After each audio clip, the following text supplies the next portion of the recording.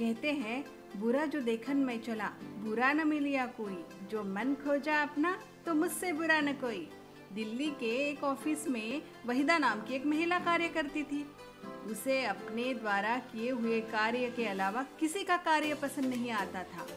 वह ऑफिस के हर सहकर्मी में और उनके द्वारा किए गए कार्य में कोई ना कोई कमी निकाल देती थी।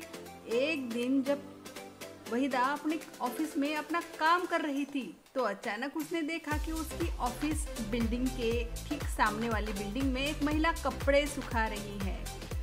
उसको देखते ही वहीदा ने अपने पास बैठे सहकर्मी से कहा, देखो तो ये महिला कितनी गंदे कपड़े धोती है और उसका घर तो देखो, और तो और जो कपड़े उसने पहने हैं वे भी कितने गंदे हैं।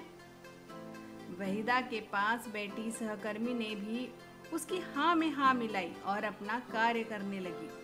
अब तो रोज जब भी वह महिला अपनी बिल्डिंग की बालकनी में कपड़ा सुखाने आती थी तो वहीदा रोज उसमें कोई ना कोई कमी निकालती और उसको और उसके आसपास की चीज़ों को गंदा कहती।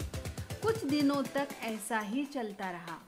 एक दिन जब वहीदा अपने ऑफिस में बैठी उस महिला को देख रही थी, तभी वहीदा का बॉस उसके केबिन में आ गया। वहीदा को बॉस के आने का पता भी नहीं लगा क्योंकि वह उस महिला को बहुत ध्यान से देख रही थी और उसमें बुराइयां निकालती जा रही थी।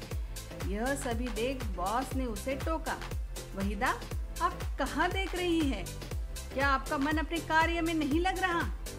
बॉस की आवाज़ सुनकर और उसे पास खड़ा देखकर वहीदा अचानक चौंक गई और अपनी सीट से उठकर बोली, कुछ नहीं सर, बस मैं तो उस सामने वाली बिल्डिंग की उस महिला को देखती रहती हूँ जो रोज गंदे कपड़े सुखाने अपनी बालकनी में आ जाती है।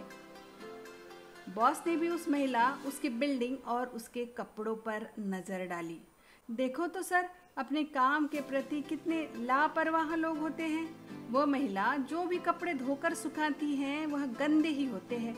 उसके पहने हुए कपड़े भी कितने गंदे हैं और उसकी बिल्डिंग ऐसी कि बरसों से उसकी धूल साफ ही नहीं की गई हो। बॉस उस महिला को कुछ ध्यान से देखने लगे और मुस्कुराने लगे। वहीदा को यह कुछ अजीब सा लगा। उससे रहा न गया और अपने बॉस से उसने पूछा, सर आप इस महिला को देखकर मुस्कुरा रहे हैं? मेरी तो आज तक यह समझ नहीं आई है कि यह महिला इतनी गंदी कैसे रह लेती है। वहीदा के पूछने पर बॉस मुस्कुराते हुए बोले, आपके इन प्रश्नों का उत्तर मैं कल दूंगा। कल जब आप इस महिला को कपड़े सुखाते हुए देखें तो मुझे बुला लेना। इतना कहकर बॉस चले गए।